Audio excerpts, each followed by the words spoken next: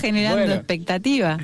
Eso es culpa de la columna filosófica, que cada vez que pasa nos deja con esta sensación tan agradable, que salimos tan acá al borde de la iluminación. Entonces salimos con tanta sabiduría arriba que no sabemos qué hacer, y eso lo genera, por eso siempre son propuestas irresistibles.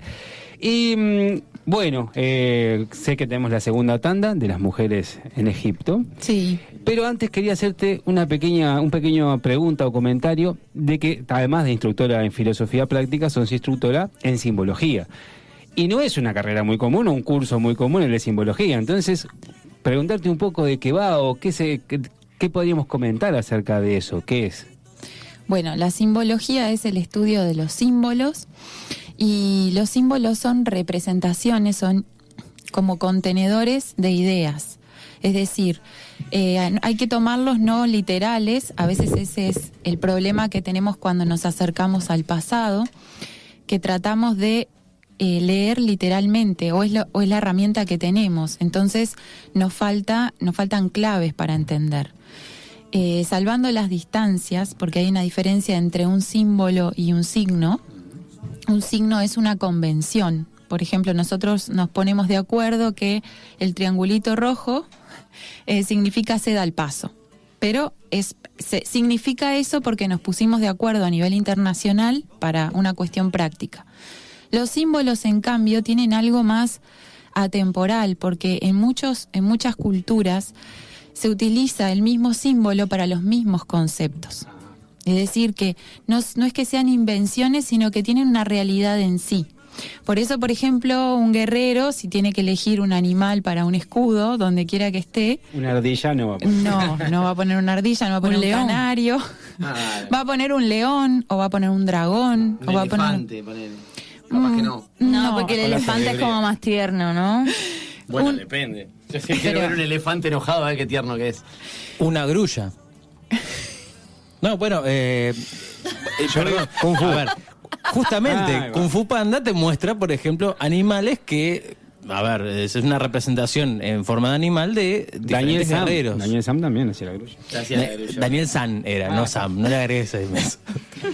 Perdón, sí. Bueno, no, decía que sí, son como contenedores de grandes ideas que captamos los seres humanos, y bueno, entonces eso quiere decir que detrás de, por ejemplo, cuando nosotros interpretamos los papiros egipcios, ya que hoy vamos a hablar de Egipto, lo que hacemos es leer literalmente lo que dicen, pero no entendemos lo que quieren decir. Claro. Si nosotros leemos, Ra asoma sobre la montaña roja del horizonte. Sí, dice eso. Ahora, ¿qué significa claro. eso? Yo tenía un juego de pequeña que era de jeroglíficos, y podías ir resolviendo, o sea, te decía como un abecedario de palabras, no recuerdo bien cómo era, pero era una caja así magnética que la abrías y como que tenías para escribir y todo eso con los... Qué lindo. Muy lindo. Eso debe estar por ahí. Qué bueno. Están ahora sacando todo, lo traigo. Bueno, en realidad los jeroglíficos de hecho es un lenguaje muy simbólico. Quiere decir que, bueno, dio mucho trabajo interpretarlos. Recién en el siglo XIX, durante mucho tiempo se creyó que eran decoraciones en los templos, hasta que, bueno, se dieron cuenta que había una escritura. Hay un francés que se llama Champollion, que en base a una piedra que capaz que la escucharon nombrar, la piedra de Rosetta, que estaba escrita en griego, en demótico y en jeroglífico. Entonces, al estar en griego y en jeroglífico, como el griego se conocía, empezó a buscar, claro, no es igual, no es silábico, tiene partes que son precisamente simbólicas, es decir, que un símbolo representa una idea, ni siquiera una palabra, ¿no? Una idea. Entonces, muy loco, pero bueno, logró descifrarlos. Y bueno, aparte hay una historia muy buena con Champollion, porque amaba Egipto. Son estas cosas, ¿se acuerdan cuando hablamos de si existe o no, qué pasa después de la muerte? Bueno, un hombre que era egipcio pero vivía en Europa, y se fue a Egipto y le decían el egipcio porque se vestía de egipcio, andaba por todos lados fascinado con eso, e hizo un trabajo muy grande por recuperar, porque en ese momento, en el siglo XIX, estaban destruyendo los templos para construir fábricas, o sea que él hace un gran trabajo de cuidado, escribe muchísimo, y además nos da la llave para entender lo que decían los jeroglíficos. O sea que le debemos a él el poder acercarnos al pasado de Egipto, ¿no? Bien, sí, se me vienen a la cabeza también los mitos que como que encierran ideas y traspasan el tiempo. Bueno, incluso mucho con las palabras de hoy en día están bastante vacías, entonces también deben ser algo similar. Pero recuerdo, así como vinculando un poco ya con la mujer, que había hace poco, o hace mucho, una señora que vivió en Egipto, que ella sintió, o se decía que había vivido antes ahí, que hace poco se murió. Sí, no recuerdo ahora su nombre, pero la madre de Seti. Ella se identificaba con la madre de Seti, que fue un faraón, y bueno, hablaba de Egipto como con un conocimiento, se quedó a vivir también en Egipto. Hay gente que tiene realmente un vínculo, que además yo creo, en el caso, por ejemplo, de Champollion, que descubre, o sea, es tan difícil realmente llegar a la clave de los jeroglíficos que tiene que tener algo que lo conecta con eso, porque cualquiera de nosotros nos pueden dar la piedra de Rosetta y 20 años para estudiarla y no llegamos, porque aparte se lee diferente, o sea, realmente. Y hay mucha gente, inclusive hay gente común y corriente que va a Egipto y cuenta que bueno, que se emociona tanto que se pone a llorar o que no entiende qué le pasa y que siente como una familiaridad con eso, ¿no? Es como fascinante. Muy bien, así que arrancamos el lunes que viene con el curso de simbología. Ahora vamos a la columna. ¿Qué te parece?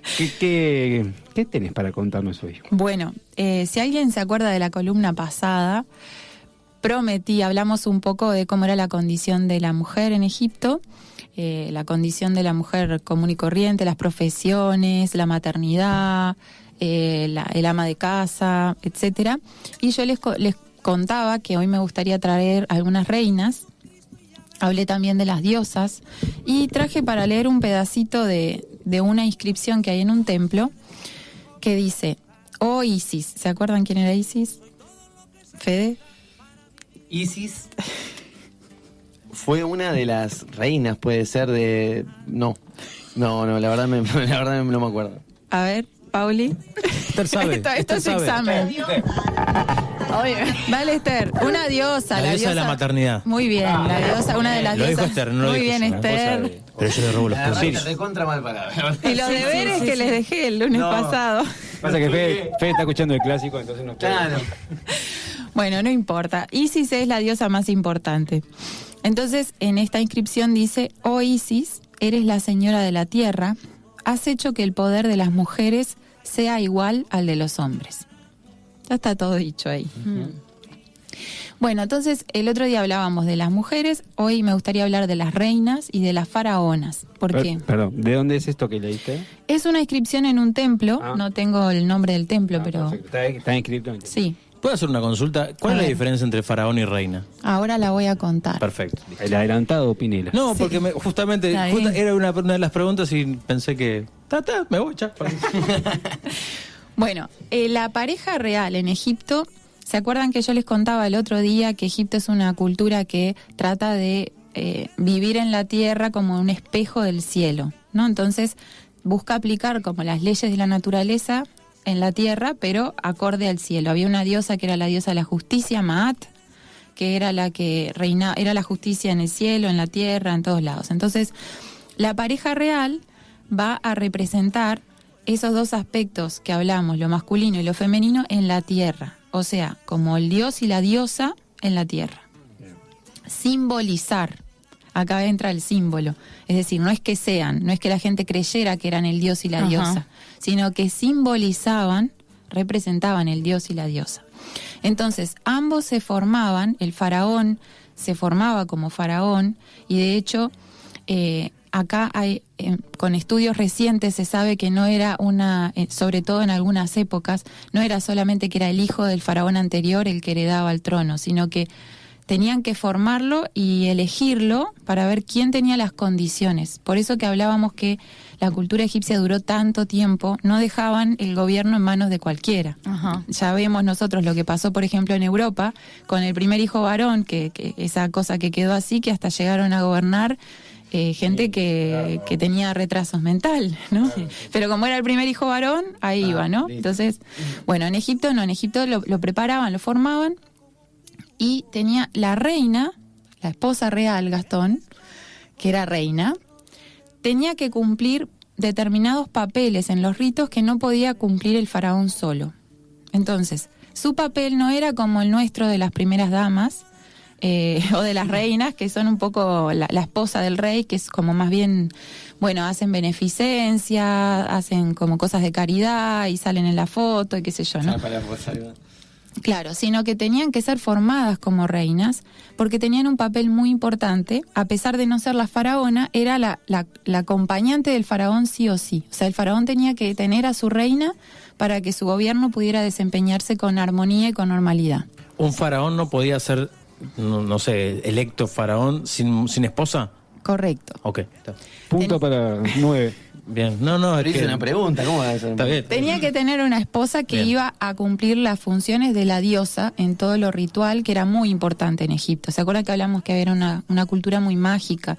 Entonces se desempeñaban, se hacían una serie de rituales vinculados a la naturaleza, donde se reproducían los ciclos del cielo en la tierra. Entonces, cuando venía la crecida del Nilo, cuando determinados momentos del año, se reproducía eso para que mágicamente traer ese poder a la tierra, ¿no?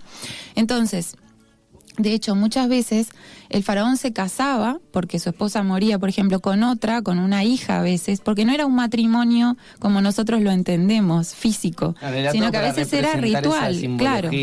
Entonces necesitaba el rol femenino, que en este caso, por ejemplo, lo asumía una hija como esposa real, pero para encarnar a la diosa. No necesariamente para cumplir la función de... Era como que sincronizar lo que era la civilización en la Tierra con lo que pasaba en el resto de la naturaleza, ¿no? Y en las estrellas, en el cielo. Ahí va. Era eso. Era eso, y de hecho dedicaban mucha parte, no tenían vida personal como nosotros la entendemos, no es que el faraón se tomaba vacaciones y se iba al sur, ¿no? No, o sea, pasaban toda su vida dedicados a mantener ese orden en la tierra que está relacionado con el cielo, ¿no? Era muy sacrificado, ¿no? Sí, por eso te digo, no tenían, o sea, tenían desde que se levantaban hasta que se acostaban toda la vida marcada por el ritual, ¿no? Entonces, ¿Se podía abdicar, es decir, yo no quiero esto? Bueno, que yo tenga conocimiento, no. El que llegaba ahí ya sabía que era su papel. Quizá antes en la preparación puede que alguno dijera no, pero sobre todo estoy hablando de los periodos, después hubo una decadencia y todo esto se cayó, ¿no? Pero en los momentos no conozco que haya casos. Pero supongo que sería como un, ¿cómo se dice? Como que uno se sentiría bien claro. y se sentiría honrado cumpliendo ese papel, y además no podemos pensarlo con la mentalidad de hoy en día de decir, no, todo el día trabajando. No, es otra cosa, ¿no? Es otra cosa. Era un honor, o sea. Claro. Y aparte era como algo que era natural para el que estaba preparado, se sentía, bueno, me toca cumplir este papel, digamos, ¿no? En la tierra. Entonces, ¿cómo voy? Como si un dios dijera, no, yo no quiero ser el dios de la fertilidad, ¿no? Bueno, me toca ser el dios en la tierra. Entonces, bueno, es que tenían otra mentalidad diferente, ¿no? Y eso lo dice Christian Jack, que lo nombré el otro día, que es el egiptólogo. Dice esto, que precisamente muchas veces nos acercamos a estudiar Egipto con nuestra mentalidad y no lo podemos entender con nuestra mentalidad. Por lo pronto, porque esa mística diaria en todo lo que hacían, nosotros no la tenemos. Nosotros tenemos una cosa más materialista, todo está más relacionado a lo práctico, ni nos sabemos en qué momento del año estamos, ni cómo está el cielo, ni nos interesa, ¿no? Entonces, bueno, la reina era preparada como tal para oficiar de reina, no solo en los rituales, sino porque además ella tenía que ser regente cuando, por ejemplo, el faraón iba a la guerra. La que quedaba a cargo de Egipto era la reina, y por lo tanto sabía gobernar y tenía plena capacidad de tomar decisiones políticas. Ajá. Además era su asesora política. Cumplía también la función a veces de regente cuando, por ejemplo, el faraón moría y el siguiente todavía no estaba preparado. Ella tenía que oficiar de reina de Egipto durante un tiempo hasta que el faraón creciera. Entonces, sí o sí, no se podía poner a cualquiera, porque se venía abajo todo. Entonces, era muy preparada. Pero hubo casos, y esto es súper interesante porque yo por lo menos hasta que me acerqué al tema no lo sabía. Era legal que una mujer podía ser faraona. Es decir, estaba contemplado que una mujer podía ser faraona. Ahora, en el caso de la mujer, no necesitaba el esposo. ¿Por qué? Porque simbólicamente ella asumía un rol masculino al embestirse faraona, pero al ser mujer también podía oficiar la parte femenina. Ujú. Y en el caso de que ella no estuviese, lo que sea, ¿quién secundaba ese trabajo? Bueno, ahí muchas veces la reina madre, la reina madre también tenía un rol. Una cosa curiosa, porque el padre del rey no es ni mencionado, pero la madre del rey era también una de sus principales consejeras junto con la esposa, y también podía oficiar de regente. O sea que está muy relacionado, el poder estaba mucho más relacionado de lo que parece a simple vista, porque todo el mundo piensa que solamente los hombres podían ser faraones. Claro que fue lo más común, era lo más común por esa vivencia de la dualidad que tenían.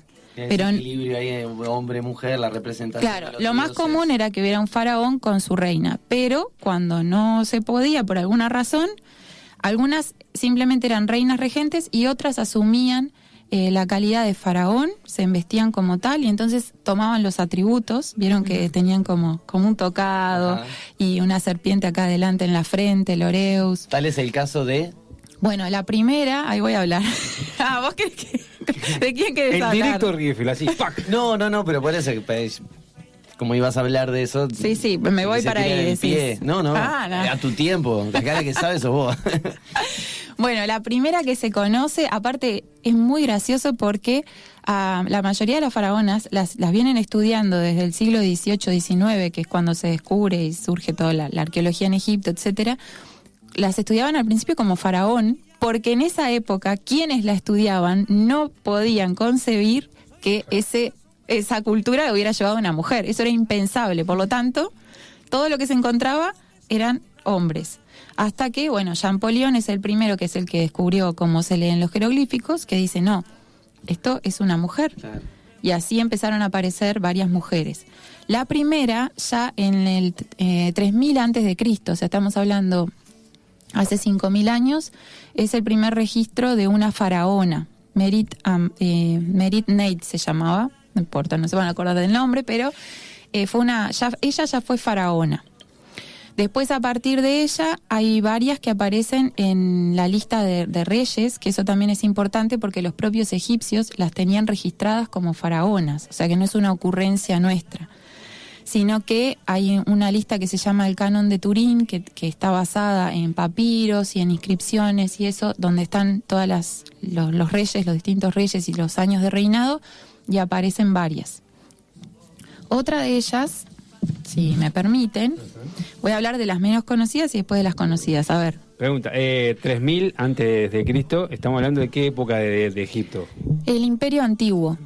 La historia de Egipto, el otro día contaba un poquito, se divide en 3 Imperio Antiguo, primer periodo intermedio, Imperio Medio, segundo periodo intermedio, Imperio Nuevo, y después viene ya la época de decadencia y la época griega, que es cuando la época de Cleopatra y todo eso. Perfecto, bien. Esta ya es el Imperio Antiguo, o sea que dentro de la historia de Egipto que conocemos, digo que conocemos porque se va corriendo, cuanto más vamos investigando se hace más viejo Egipto, pero bueno, de lo conocido, ya la tercera faraona del Imperio Antiguo fue mujer, o sea que ya andaban bien en el sentido de la igualdad, era tal cual lo que decía el templo, ¿no? Bueno, después hay otra que se llama Nitocris, que también más o menos 2800 antes de Cristo, que fue una faraona de pleno derecho, o sea que reinó. Se caracterizan muchas veces por tener periodos, eso que decía, si ella se tiene que ir, ¿quién queda? Bueno, tienen reinados muy pacíficos. No sé si es una característica femenina, pero en general no tienen grandes guerras cuando los periodos de faraonas. Eran como más conciliadoras. Bueno, No se sabe. no se sabe, pero Vaya a saber, Bueno, para lo tener que una guerra uno tiene que ser atacado o atacar a alguien. sí, en general Egipto era atacado porque para lo que había en la época era un país sumamente rico, sumamente organizado, o sea, todo el mundo le quería hincar el diente, todo el mundo sabía que tenían minas de piedras preciosas, o sea, era el sumo en la antigüedad de Egipto. Entonces, claro, tenían que defenderlo. De hecho, hay una anécdota, durante un periodo hay un pueblo que se llamaron los Ixos, que invadieron Egipto, el norte de Egipto, y estuvieron un tiempo. Y hay precisamente una reina madre que se encarga de la organización de la batalla para sacar a los hicsos, y después es uno de sus hijos los que va a combatir, que se convierte en faraón y que definitivamente los echa. Estuvieron mucho tiempo, así que era muy importante, y es la única mujer que recibe las 3 moscas de oro, que era una condecoración militar. Mirá. Y eso se encontró en la tumba. Por ahora es la única que se conoce, o sea que por eso digo que no eran como reconocimiento a su labor. A su labor en lo estratégico militar, ¿no? O sea que hacían de todo. Por eso digo que no es la figura que tenemos quizá de la reina como decorativa, ¿no? Uh-huh. Bueno, después voy a dejar como, no sé cuánto tiempo tenemos. Bien. Voy a dejar para... ¿Sí? Sí. Se fue rapidísimo. Dale, sí, 5, no pasa nada. ¿Sí? Sí, dale. Bueno, igual solamente quiero comentar 2 que son las más conocidas, y voy a dejar para después de la canción 2 que son quizás las más importantes. Las más conocidas fueron las que ustedes nombraron el otro día. A ver, Nefertiti. Sí, Cleopatra. La reina Nilo, Claro, ¿qué otra más? Hubo otra. Son 2, Nefertiti. Cleopatra y Nefertiti fueron las que nombraron, Era que ¿no? se llama Nefertari o algo así, pero Sí. también. Igual te voy a dejar una pregunta para después A ver, dale. después ¿Desde ahora ya se la dejás? Se la voy a dejar ahora, que la tenga anotadita. ¿Por qué aparece, por lo menos lo que estuve investigando, varias Cleopatras? Cleopatra primera, segunda y tercera, y no sé si siguen más, pero esa te la dejo para después. Bueno, Cleopatra, Nefertiti, que es la más antigua, vivió más o menos en 1370 a.C., fue la esposa de un gran faraón conocido que es Akenatón. En realidad hay un busto muy conocido, muy bonito, que está en el Museo de Berlín, que es como famoso porque aparte los egipcios pidieron a Alemania que se lo devolvieran y bueno, no se lo devolvieron y qué sé yo. Pero en realidad de su reinado no hay mucho para destacar. Fue como famosa, es una reina que es muy conocida por eso, porque se supone que era muy hermosa. Pero dice Christian Jack, dale con cambiarlo. Christian Jack dice que en realidad se han inventado y se han escrito como novelas varias sobre la vida de Nefertiti que no están basadas en información real, sino que son como noveladas. Quiere decir que en torno a una historia que para nosotros es llamativa, porque Akenatón fue un faraón que cambió el culto del culto a Amón, bueno, no quiero irme por ahí, pero cambió una forma de culto y qué sé yo, entonces generó como un revuelo en Egipto. Entonces se dijo de todo sobre él y su familia, y hasta que ella había después reinado con nombre de hombre, pero nada de eso está seguro. Como que lo hollywoodizaron un poco. Sí, mucho, más que un poco, mucho. Entonces no hay mucho para decir en el sentido real, solamente se sabe que fue su esposa, bueno, está el busto, etcétera, que reinó con él, pero no hay mucho de qué hizo. Y Cleopatra VII, que es la Cleopatra conocida, en realidad ya es de época griega, romana de hecho, o sea, de las dinastías griegas después de Alejandro Magno. Uno de sus generales, que se llama Ptolomeo, va a Egipto y mantiene toda la cultura egipcia, pero él es griego, entonces a partir de ahí se llama Ptolomeo, y Ptolomeo I, segundo, tercero, varios. En realidad es porque toman un nombre para gobernar. Es como el Papa, vieron que el Papa elige Juan Pablo II, ya hubo un Juan Pablo, o bueno, elige un nombre para gobernar. Entonces esta Cleopatra era la Cleopatra VII. Y bueno, se juntó con Julio César, tuvo un hijo, fue a Roma, después cuando César murió vuelve a Egipto, etcétera. Bueno, al final se enfrenta con los romanos, pierde, pero ya a partir de ahí Egipto pasa a ser romano. Ya estaba en decadencia. Sí, no es el Egipto antiguo del cual estamos hablando, ¿no? Bueno, no sé si ahora quieren que vayamos a escuchar la canción, ustedes me dirán. No, la verdad no queremos, pero vamos así, tomamos agua, pero antes de tomar agua y antes de... Cuéntanos primero la canción. La canción se llama Nami Nami. Para. Sí, sí.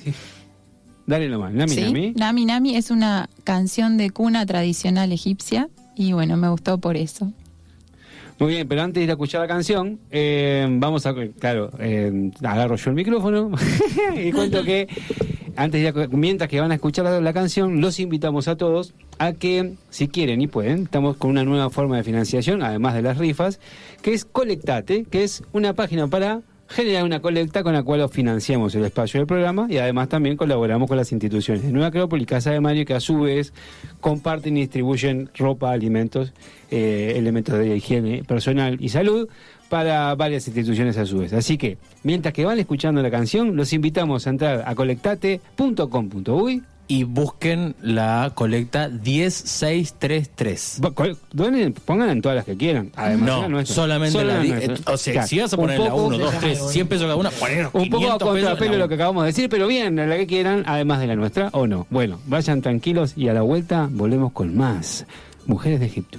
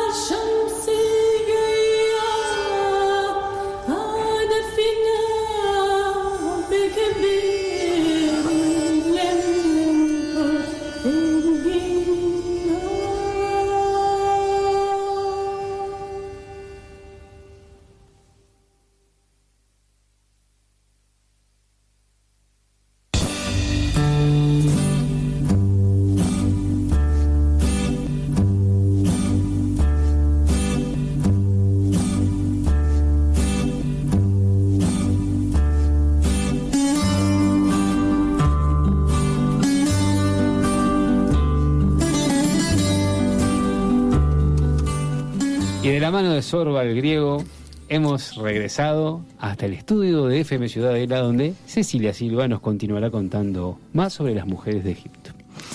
Bueno, seguimos entonces hablando un poco de... Les prometí que después de la canción íbamos a conocer a dos reinas que fueron muy importantes y de las que quizá tengamos más información. Las dos son del Imperio Nuevo. El Imperio Nuevo igual es lejos, ¿no? Sí, Estamos hablando del más cercano 1500 antes de Cristo, o sea, igual 3500 años hace que gobernaron.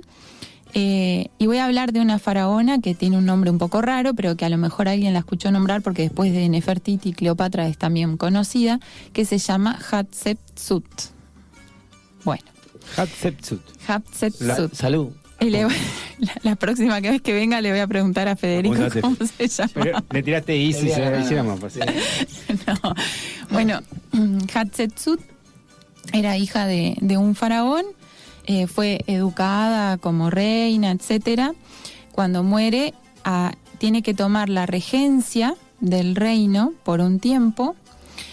Se casa con uno que va a ser faraón, que muere. Entonces después viene un tercero que va. Entonces ella en ese periodo está 7 años como reina.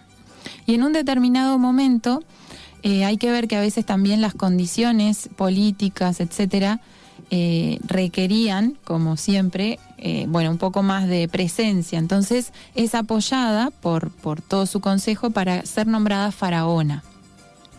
Y va a reinar 21 años como faraona. Es un montón.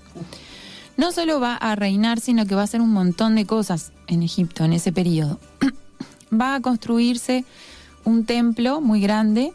En realidad también es difícil de entender cuando nosotros leemos que los faraones se construían templos, parece que todos eran como unos locos que querían hacerse famosos y trascender.